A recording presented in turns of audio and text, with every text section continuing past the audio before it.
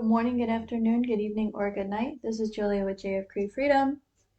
I asked the Lord about this video, doing this one, and he said probably would be a very low click video. So, welcome to the video nobody wants to watch, but you do. So, cool.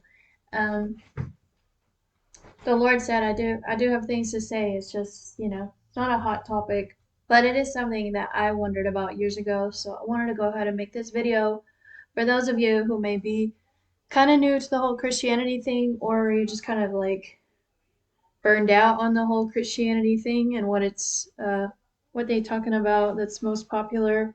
So it was years ago for me that I had sort of a breaking point. Let's see, how old was I? It was right when I had to Mars. So I guess it's been like 6 years ago now.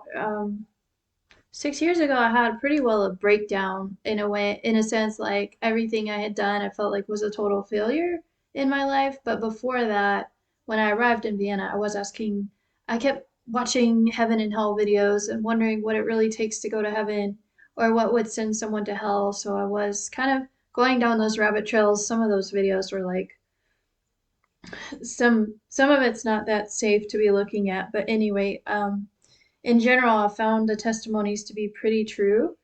Because in general, I think it's hard for people to make up stories, like news stories that no one's ever heard. So I just thought it was all very interesting before I got married.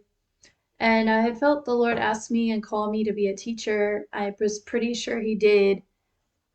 Um, and then when everything sort of almost fell apart, and I almost lost my job around that time, 6 years ago, then it was really like, I just felt like I had missed it. And so it was a really tough question for me to ask the Lord.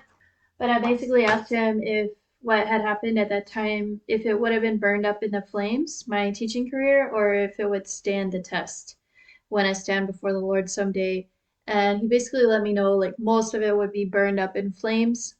And then in that case, my soul would be saved. And it was at that point that I was just like, I just laid it all before the Lord, like my life and my expectations in life. And but what was always important to me was that I knew that I would be able to go to heaven. So even though I had to lay all that down, it was finally the ending of that Southern Baptist mentality, if you're from America, that like you got to earn your salvation and you got to look good to everybody and you got to make sure that you do, this and this and this right in your life. So despite all the things that the pastors may preach, and I don't mean to step on any pastor toes today, but despite all the things they tell you you have to do about Christianity, there's a lovely saying, you're a human being, not a human doing. I forget who said that and who really made it stick in my mind, but it's the same with Christianity. You're a Christian being, you're not a Christian doing. And so, one of the Psalms that really speaks to me is Psalm 24. And it is quite similar to, there is a song based on it, but I don't know if this artist is still out there. So I will have to check and see if he's still singing, but there may be a knockoff from the music he wrote. But anyway, it's Psalm 24 and it says, in verse 3, who shall ascend the hill of the Lord, and who shall stand in his holy place? Of course, this is for he or she, but it says, he that has clean hands and a pure heart, who has not lifted up his soul unto vanity, which means you don't have any idols in your heart, nor sworn deceitfully. He shall receive the blessing from the Lord and righteousness from the God of his salvation. And Paul talks about the crown of righteousness. Um, it is my impression based on a dream that I had that many people in heaven will have crowns, but they'll be different sizes. And it's possible that everyone who makes it to heaven will have a crown of righteousness, but I'm not 100% sure on that. But, depending on what you do for the Lord, that depends like how big your crown is or how big your house or mansion is in heaven. There are people that have houses and there are people who have mansions. I've seen both. So obviously I wanted to have like a mansion when I started to figure that out. But lately with so many horrible things happening in my life, it would seem horrible from a worldly perspective God assures me he can redeem all this. Um, then if you suffer injustice in your life and you suffer righteously, then you will receive more rewards in heaven, depending on what you've done and your attitude. That can be part of the rewards. So not just going out and preaching on the street or something like that. So he says in verse 6, this is the generation of them that seek him, that seek thy face, O Jacob, Selah. Lift up your heads, O ye gates, and be ye lift up, ye everlasting doors. The King of glory shall come in. I believe that's prophetically speaking of the New Jerusalem when Yeshua comes in to reign for all eternity. So that you don't have to be confused about those verses.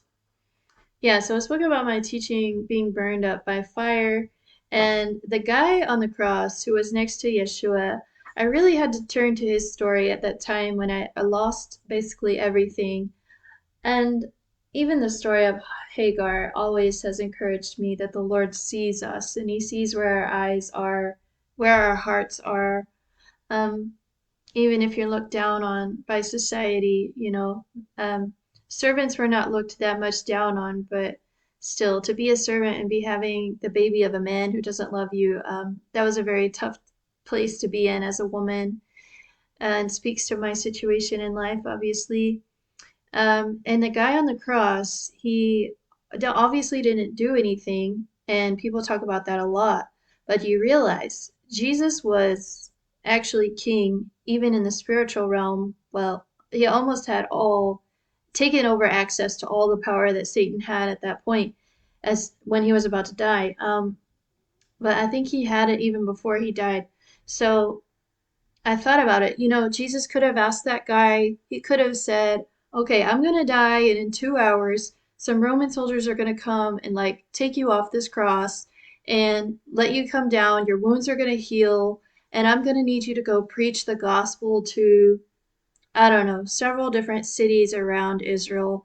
And then I'm going to need you to do, I don't know, 3 years of being a monk out in the wilderness, like something like Paul did. I know Paul went longer into the wilderness, but like Jesus never told him to do those things. He didn't say you have to do this, this, and this to earn your salvation. I think there's a very specific reason that that guy is in the Bible and that Jesus said, today you'll be with me in paradise, because people just get so tripped up on what they have to do to be a Christian. And at that point in my life, when I had that breakdown and I was about to have my daughter, but I was really scared about having kids at that time because I thought I messed everything up. I might mess this up too. I was reading a ton of like how to be a parent books because my mom's not a very good example. I actually have neck problems because my mom didn't even hold my head when I was a baby correctly. So I was just like, just really scared to do everything wrong. And which thank God he has guided me in being a parent quite closely. But placing our value and our worth on what we do for the Lord is a huge mistake. And I think that's exactly the reason that story is in the Bible. And then there was also a book that I read. It was called The Spirit of the Rainforest. And just the way the Lord dealt with this shaman who came to the Lord, he was just so gentle with him. It was the Holy Spirit speaking to him, but basically as soon as this shaman realized that he didn't really enjoy being a shaman anymore, not at the extent that he was, and he was one of the tribal leaders of the village, so he had to be careful as he decided to follow the Lord. But the Holy Spirit came to him and basically just gave him like three things he wanted him to do, and it wasn't actually doing anything, it was just cleaning up his heart. I think the first thing was that he wanted him to stop getting high because he always when he would get high, that's when the demons would come in and like basically take over his body and soul when they were dancing around the fire. And he would also do astral projection. Astro projection.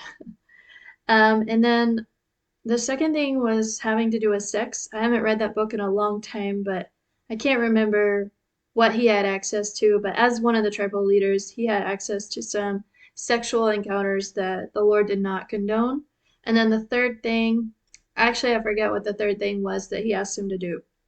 So, from a Western perspective, you look at that man and you might want to tell him he needs to do this, and this to be a Christian, and he needs to have a quiet time every morning.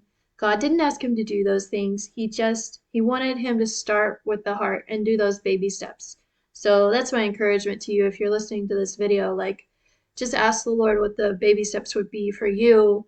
And back then, like when I had the breakdown and I was about to have Marzi, my steps were to really calm down because as a mom, you can't really have a quiet time in the morning. First of all, I'm not a morning person, and then when I had the baby, I just moved into it. I just call it like physical Christianity. It's when you might be starving or your body is sick or you can't really sleep. You're just moving into a physical realm with the Lord and you just talking to him when you can. You can't really have a morning Bible study.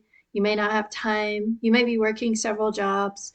You know, those things the Lord understands. So he's not mad at you when you can't like fulfill this checklist that they give you in church or even outside of church. I think even some of the esoteric stuff can put a lot of pressure on a person to be working on themselves and all that. And that's just our culture we live in today. Um, yeah, it was not that long ago, just over 100 years ago, that a person's goal in life was just to be a productive member of society and just do some work. Like that was what people said for a long time in the Western Hemisphere, that that's all you had to do. And I think that just trickled down into Christianity too much. Yeah, so it basically all goes back to the heart, which has to do with that psalm that I read. So I did also make a video on the heart. The Lord has shown me different things about the heart, and He let me know in the spiritual realm that my that I smell good to Him. And I did see myself in a dress one time. I was in a purple dress at one point, which showed that I belonged to the king because it was royalty, even though I had messed up. But I had repented for my sin at that point, and he saw that. That was when I lived in South Korea. And then the other time I had a dream, finally at one point, that I was in a white dress. So that was very encouraging. And I had perfect eyebrows. Man, some people want to know what if they look skinny in heaven, and I'm just asking God, Lord, do I have eyebrows in heaven? Because they don't exist in real life. Um, oh, my eyebrows were like there was hair there. It was like it was a nice shape too. It was like this. Yeah. Anyway, so that's obviously not that important, but still, it does go back to the heart and how that white dress just showed me that I was finally on the right path and like getting closer to the Lord. So you just start with those encounters with the Lord. Those secret encounters in the heart are actually really important. And there can even be people that are really close to Him in their heart, but really misunderstood by all the people around them, which I raised my hand. I happen to be one of them. So it can be, the Christian life can really be a secret life sometimes and a secret path towards the Lord that others just may not understand. So, and that can include the demonic as well. So, and everyone's at a different place.